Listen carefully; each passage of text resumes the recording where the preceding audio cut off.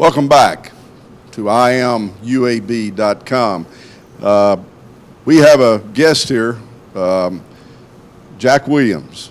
Jack is a 12-year veteran of District 47 of the State House and represents UAB and the people that support UAB. And Jack's place in this program is that he had a large part in this program coming back. There were a few voices that when it went away that never did anything but start turning it back the other way, and Jack was one of the leaders. In fact, Jack, I can tell you that all I knew was what I saw on television or read from you. That was the only message that was really at that point in time was getting out. I mean, it was your message. And I know Bill Clark, you finally brought him back from the dead, because we all got emotionally dead at some point in there. So your leadership and your vision, that's something, the steps are that something before you can make something happen, people got to believe it can happen. And you gave the hope and I can back into I want to, which finally created the will to get it done. So I hope that introduction is as good as the work you did. Well, I appreciate that, Jack. And first of all, let me say, Merry Christmas. Let's open these presents.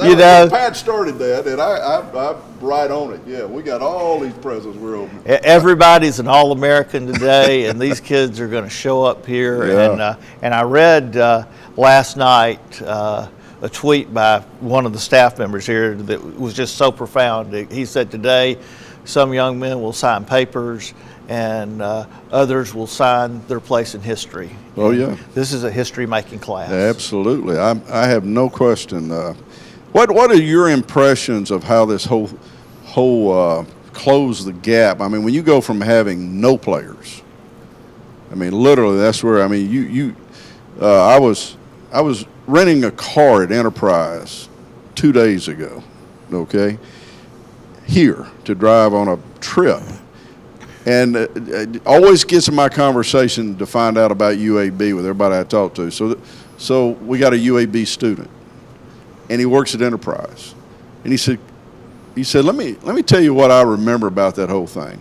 I'm working at the airport Enterprise, and all of the coaches that were flying into Birmingham from around the country, immediately after they dropped the program, he said they were all driving the Enterprise, and he said, I got to meet half the coaches, but that's what we did. I mean, we opened up the football world to come get our players, and which took us to the bottom. So give us your story of how we got from there to here. All right. Well, and to build on that, and you guys have already talked about it, but UAB provided the defensive most valuable player to Georgia, the offensive most valuable player to the University of Indiana, and a starting lineman on a top 10 program at Oklahoma State. This was a very talented team. Could have very easily been conference champions this year. Probably been picked to win the league this year. Yes. But I've discovered back in October of 2014 that there was a move afoot that could lead to killing football. Had a meeting toward the end of the month, actually on Halloween Day, and was given assurances no decision had been made. But there were other things happening that pointed in that direction. And I was in the middle of re-election, and the day after the election, though, Justin Kraft, a businessman here in town who certainly was former player, yes, good player, and we were joined at the hip for months. But we were on a local television program the day after the election talking about this, meeting with columnist Kevin Skarbinski, who was a real champion in this. Working to get the message out and hopefully prevent something like this from happening. Of course, we all know what happened for about 4 months, it was like we were referred to as the vocal minority and just a few troublemakers. And then the tide began to shift. And you know, Jack, I think you really nailed it. Our community has wasted so many opportunities fighting against each other. And I think what the leadership, the corporate leadership in Birmingham finally realized is we weren't trying to pick a fight with the administration or the Board of Trustees. We were fighting to do something good and to do something well in this community, on this campus, and expand what we have here, not be divisive. Yeah. Well, that message got across somewhere, sometime. You were part of getting that message across. I've brought up Hatton Smith and Kraft O'Neill because their names appeared in the original release by Dr. Watts that we were bringing it back. So there was a turning point in there, and I think Jabbo maybe was part of it. Jabbo Wagner, absolutely. There's always a political. Tommy Brigham, yes. Mike Goodrich. Yeah, Jimmy Lee. Jimmy Lee, absolutely. You know, Jack, there was a meeting. I wasn't in the meeting. I was in Montgomery that night, but there was a meeting between Dr. Watts and corporate leaders here. Yeah. And Dr. Watts said, we have a $17 million deficit we have to fill over the next 5 years. Yep. And one of the leaders in the community raised his hand and said, we don't have a problem. We just need $17 million. And we can do that. Love those kind of people. Absolutely. And you know, those are the guys that move the needle. Yeah.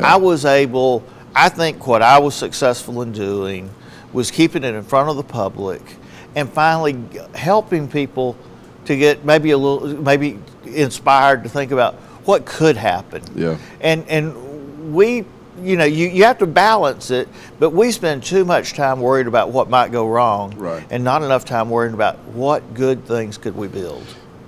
That was the first step back to this place we're sitting at today. The second one was getting Coach Bill Clark's on the dotted line, yes, with a contract, because to have lost that team and him, I don't know that what the recovery, it certainly wouldn't have been here.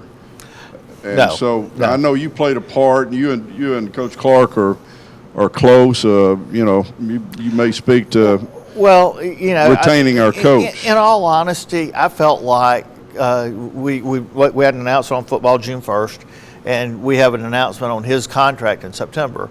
I felt like we lost some ground, lost some momentum. Yeah. There's no reason that should take 3.5 months. No. But we had a new athletic director, first time out of the chute, stepped into a hornet's nest, and I think he was a little overwhelmed. Yeah.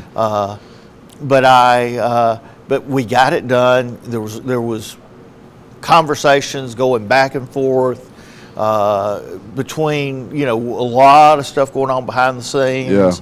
And you know, this is part of the maturation process of the UA system. Yeah. This system's less than 50 years old, and from an institutional perspective, particularly an educational institution perspective, that's quite young. Yeah. And I think you're seeing a maturity of the board as they realize you can't take your focus off this institution, but you got to broaden your ability to focus equally on 3 institutions. And I think we're seeing more of that. The board is much more engaged than in a positive way in what's going on at UAB than any time in the history of this institution, I believe.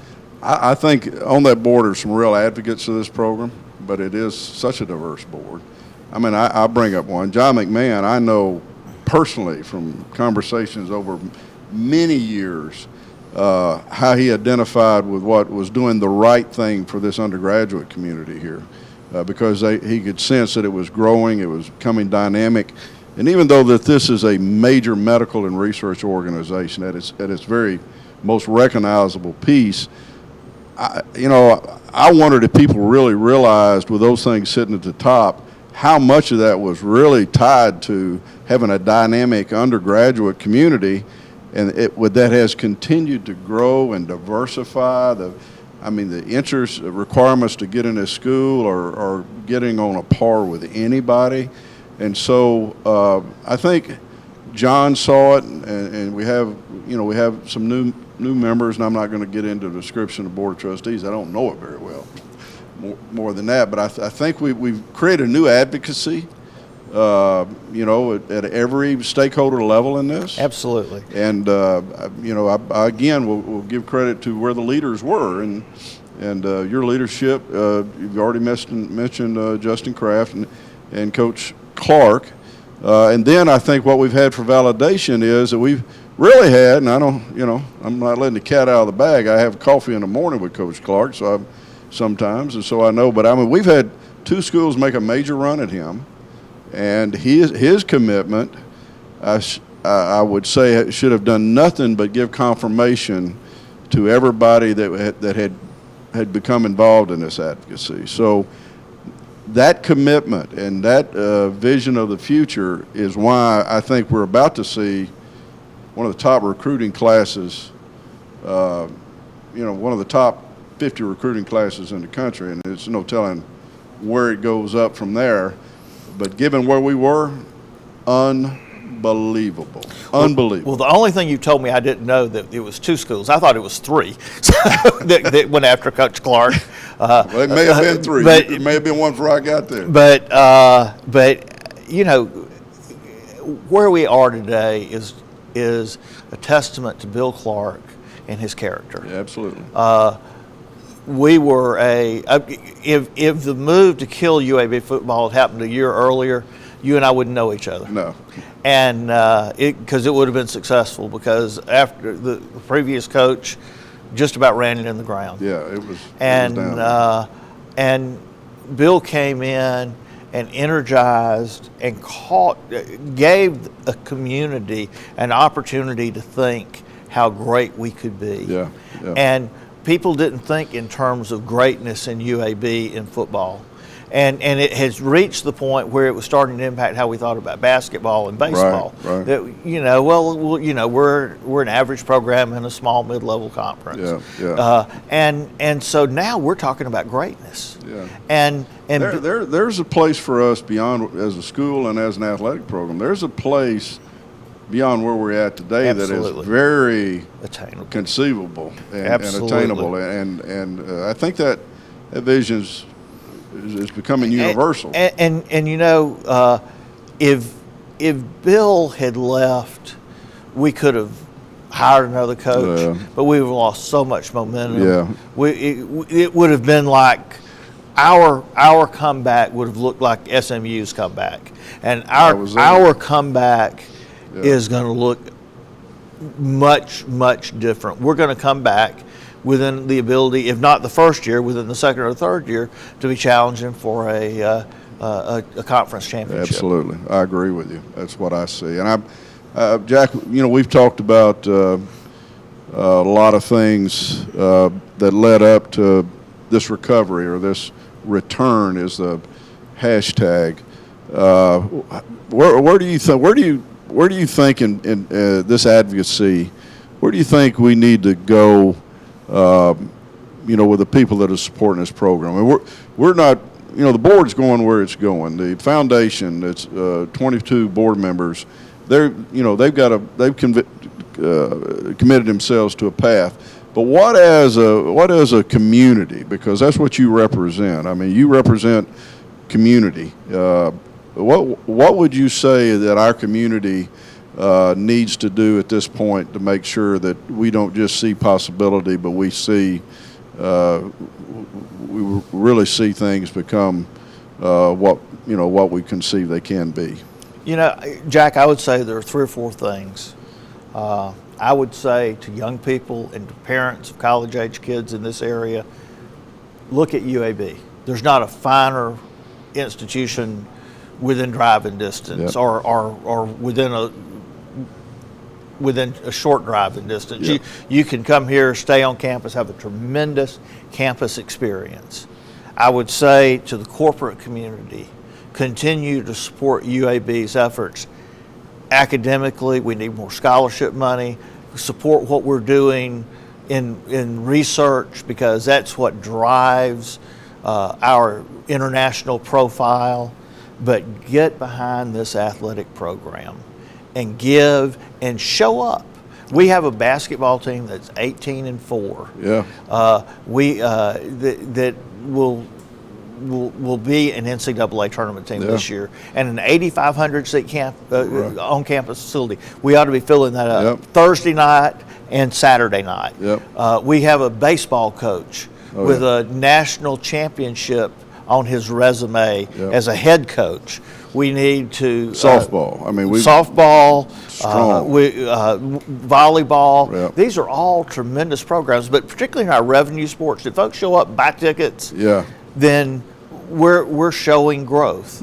And we don't have to wait till 2017 to support this by buying football tickets. Now, everybody needs to buy football tickets and come out. They're going to be entertained, and they're going to see good caliber, hard-hitting championship football. But we need to be about building UAB between now. Building UAB is not something that happens in 2017. It's something that happens in 2016 leading up to 2017. And I don't think I'm speaking out of place when I say that I think Friday, there are going to be some pretty significant announcements coming out about investments in athletic facilities here at UAB and some support from the board.